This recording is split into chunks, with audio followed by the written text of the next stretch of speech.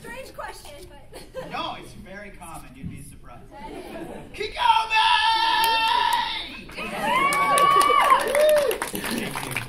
That's mic technique right there, if you didn't notice it. We call it the trombone. That's why they pay him the medium bucks. That's why I'm a 100-air.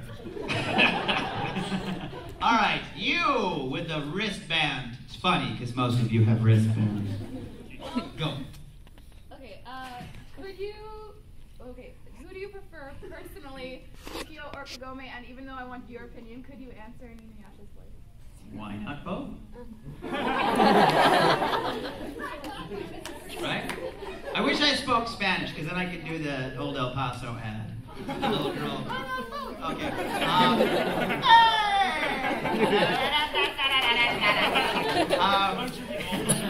Well, here's the deal. Oh, I was supposed to answer in English. Why not both? There's room for both. No, listen, no. Listen. Get your minds out of the gutter. Pervy people. You're disgusting. What if your parents were here? Some of them probably are. Waiting in the car outside.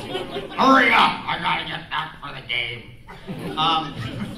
See, I'm just weird. Okay, Kagome is a reincarnation of Kikyo. So if he chose Kagome or Kikyo, he's still going with the same soul. You see? Now one is a shell and no longer alive. The soul is absent. And then the other one has the soul of the other one that nailed him to a tree. So why the hell would he want that crazy person? Anyway, so they're the same person. I know, disappointing answer. Well, if you bring logic into it. I hate that. So that's what I'm saying, why not both? I'm not being pervy. Like you people. All right. Who had their hand? Yes. That's fine. Who? What? No, I think you've got it wrong. It's pronounced Richard. No, I won't answer in Inuyasha's voice. That would be awesome.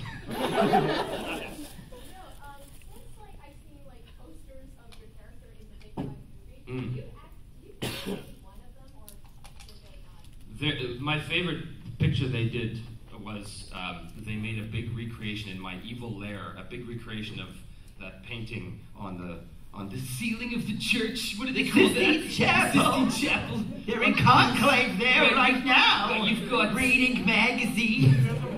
Well, you've got, God, he's about to give Adam life, and the picture of Adam is me. My face.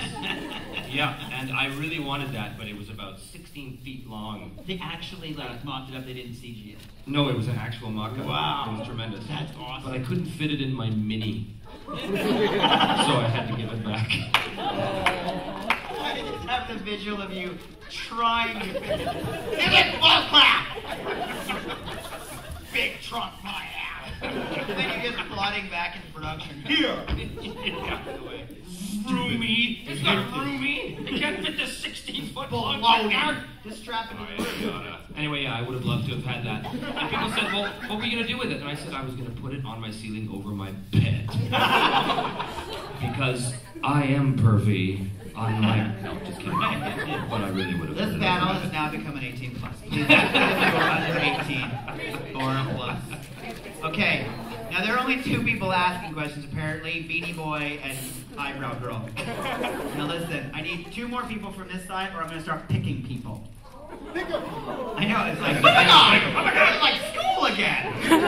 I'm going to be sick. Okay. No, well, I'm going to go with the Eyebrow Girl. Go. Sorry, what's your name here? My name is Sarah. Sarah, with an H or no H? Pronounced Sarah. Sarah. Sarah. Sarah. Okay, Sarah. Answer your question, Sarah. You're going to Spain. Hi, my name's Sarah. Okay? Sarah? Okay, Sarah. Isn't that a crazy old man? Sorry, go. I'm just going to put you aside. Sure. Okay. It's pretty I fun. want to know... Hello, Sarah. I am very pleased to be listening to your question.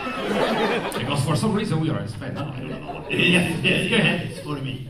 Yes, ask your question. Do you have any maracas? Sorry. Here we go. Very nice. Okay.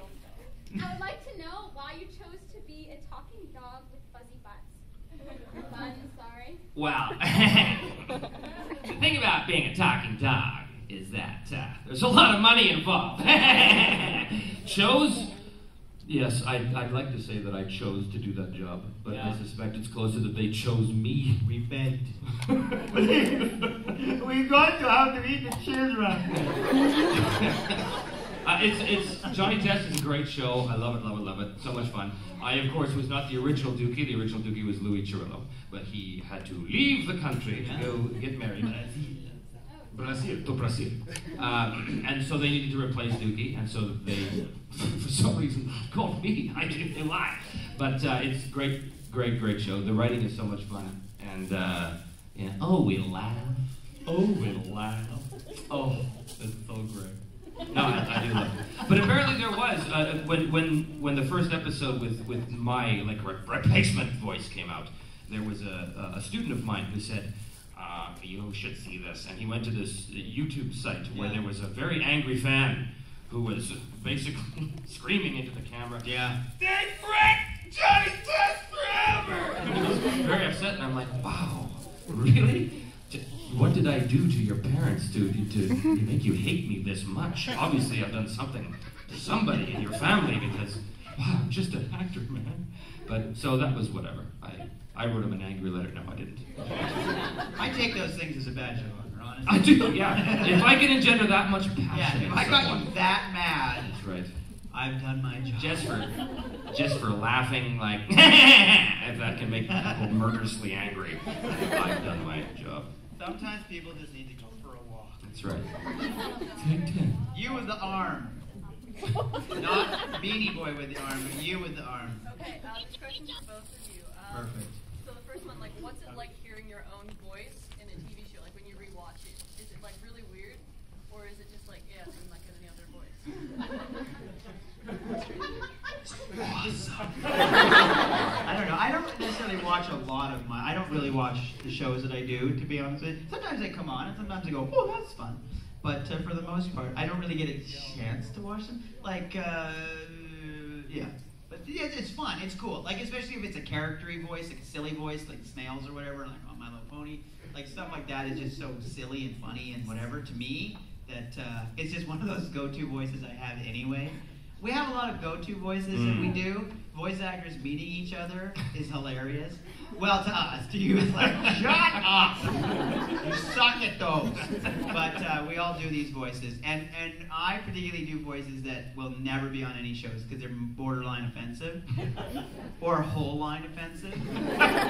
So sometimes when a goofy voice sneaks in, then I like watching that just to kind of see what happened with it. But it's fun. It's cool. You get over the, hey, that's not my voice, on an answering machine deal pretty quickly.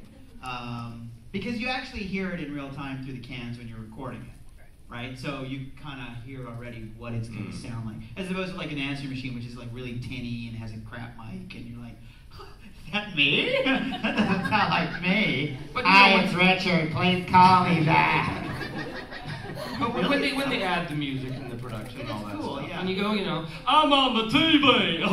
Mama, how did I get on the TV? Mama, get on the bike and power up the solenoid. We're watching TV tonight. I stole his Iron Soul Reaver thing. I didn't kill him at all with that one. I keep trying. I don't really watch a lot of my stuff either because I'm a lot like Michael Caine. Well, let me say that again. I'm exactly like Michael. Precisely like Michael Caine.